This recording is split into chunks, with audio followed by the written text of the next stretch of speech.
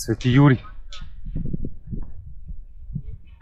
1762 метра.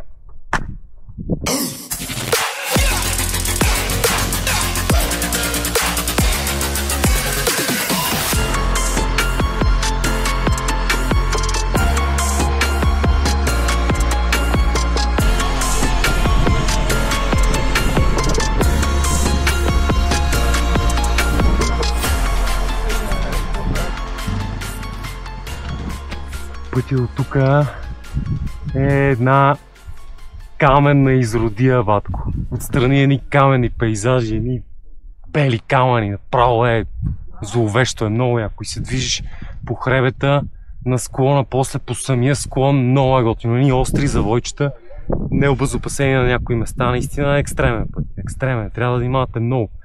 И със сигурност ще запалите спирачките надолу, така че спирайте на няколко места, защото все пак топографската значимост е много сериозна. От 0 метра над морска височина при морето, при Макарска долу си изкачвате на 1762 метра. Много яко. Не очаквайте, това не е бърз път, не е път за пистарки, за каране бързо. Това е път за наслада. Панорамен път, който е леко разбит, ще ви друса много, но ще ви напълни умовете и сърцата с невероятни гледки. Много хубаво място. Много хубаво място. Национален парк Бьоково, Свети Юри.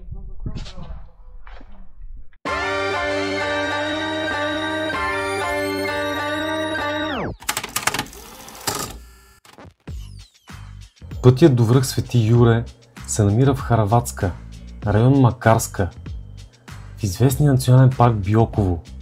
Шосето е познато и като Бьоковска цеста или Бьоковски туристически път. Достига сериозните 1762 метра над морска височина, което го прави най-високия асфалтиран път в Хараватска. Реално трасето стартира като отбивка на крайбрежното шосе Яденска магистрала от 5 метра над морска височина, преодолявайки денивелация от 1757 метра само за 29 км при среден наклон 5,99%.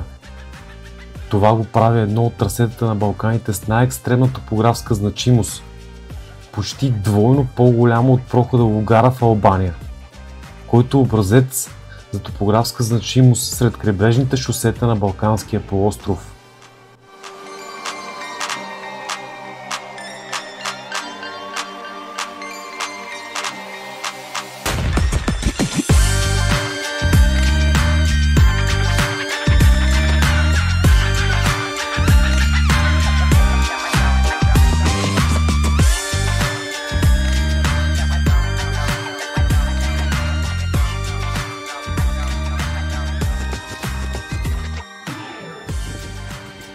Добре, групата от 26 човека, 26 мотора, 30 човека съвсем естествено успяхме да се разкъсаме.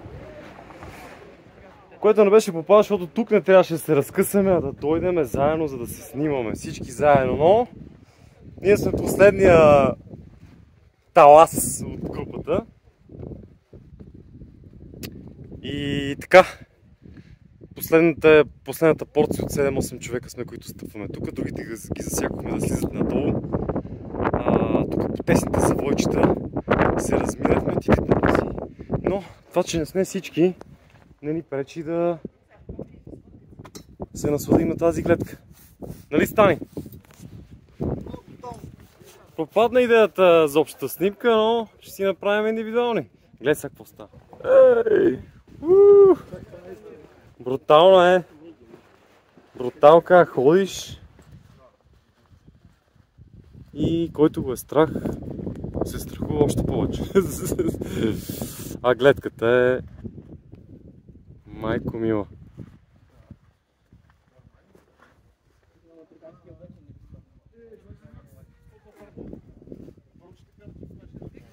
Айде, чикани!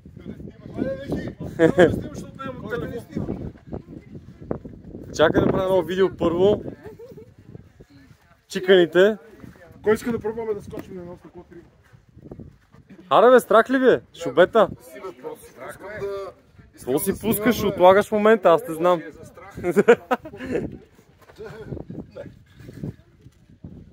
Не, защото не гледаш надолу. Си гледам само надолу.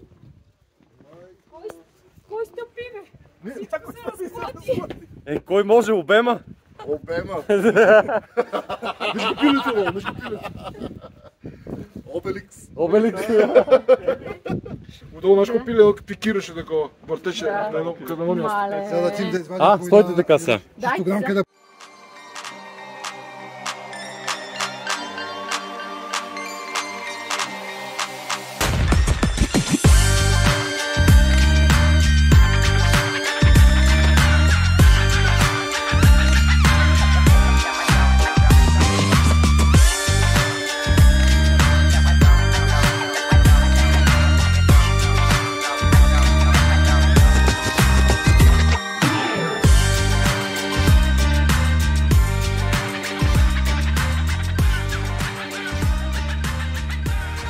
Skywalk Бioково. Преди да се отправите обаче към най-високата точка и телевизионната кула, ви предстои да видите голямата атракция за туристите тук – панорамната площадка Skywalk Бioково. Намира се в местността Равна Влашка, точно до информационния център на 13-я километър от пътя Бioково. Площадката представлява елипсовидна алея, надстърчаща над 12 метра от ръба на скалата. Отворена за посетители през лятото на 2020 година на височина 1228 метра и уникална за Хърватия, Балканския полуостров, че дори и за Европа.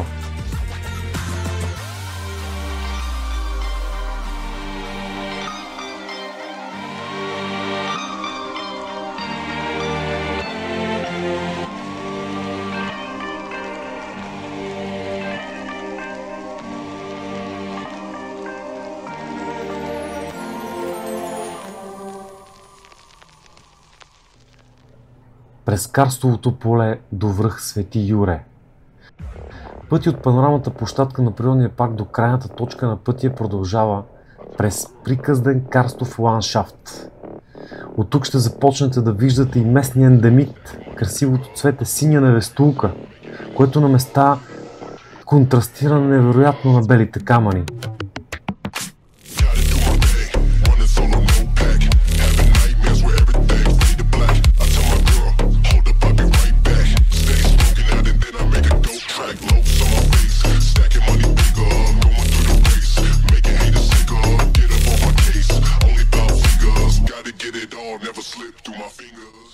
Официално Бьоковска цеста води началото си от входа на Националния парк Бьоково.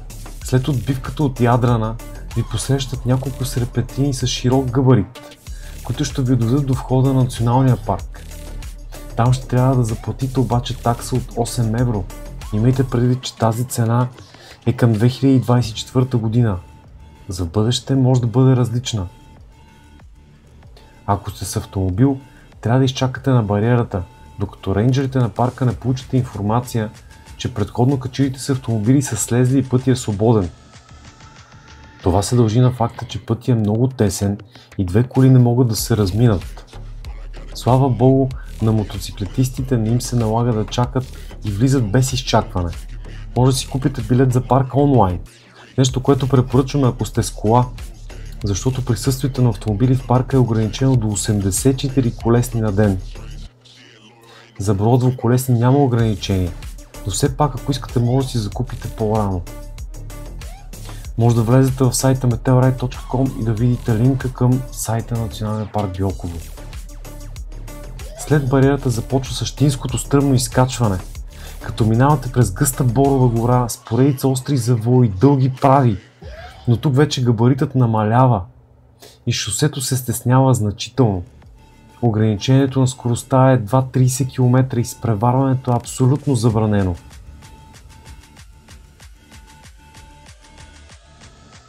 Препоръчва се шофиране с повишено внимание, като в последните километри преди телевизионната кула някои завои с максимален наклон 23%, а средния наклон е до 14%.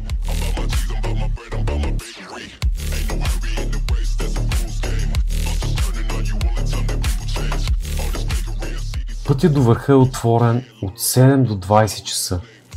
Така че си направете внимателен разчет. Но и да не го направите, рейнджерите на парка ще ви уведомят, че е време вече да напуснете територията му. Пътят е така наречения тип ласо, отиване и връщане.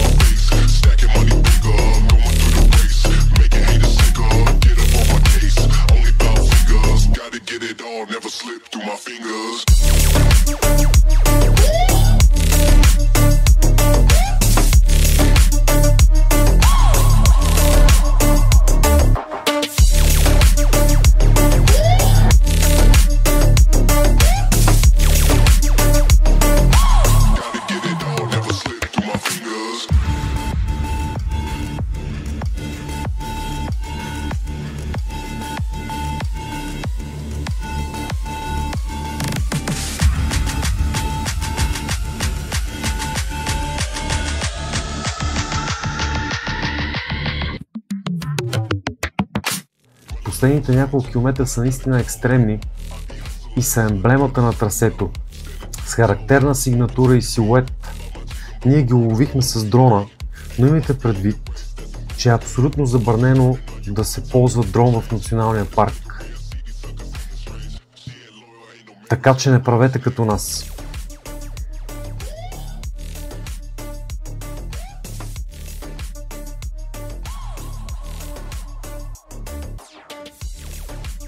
Завоите стават все по-остри и с по-голяма денивелация, изкачвайки се нагоре. В края на краището усилието си заслужава, защото гледката от кулата е абсолютно шеметна, а достигането до тук се увенчава с снимка на табелката 1762 метра Свети Юре.